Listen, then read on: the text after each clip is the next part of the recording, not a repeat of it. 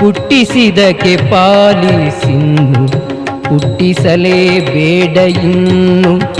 ಹುಟ್ಟಿಸಿದಕ್ಕೆ ಪಾಲಿಸಿನ್ನು ಇಷ್ಟು ಮಾತ್ರ ಬೇಡಿಕೊಂಬೆ ಶ್ರೀಕೃಷ್ಣನೇ.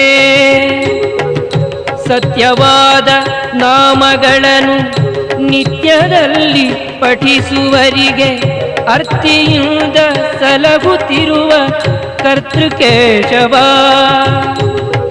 ಮರೆಯದಲೇ ಹರಿಯ ನಾಮ ಬರೆದು ಓದಿ ಪೇಳುವರಿಗೆ ಕರೆದು ಮುಕ್ತಿ ಕೊಡುವ ನೆಲೆಯಾದಿ ಕೇಶವ.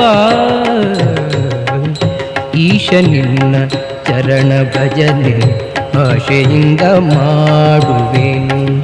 ಈಶ ನಿನ್ನ ಚರಣ ಭಜನೆ ಆಶೆಯಿಂದ ಮಾಡುವೆನು.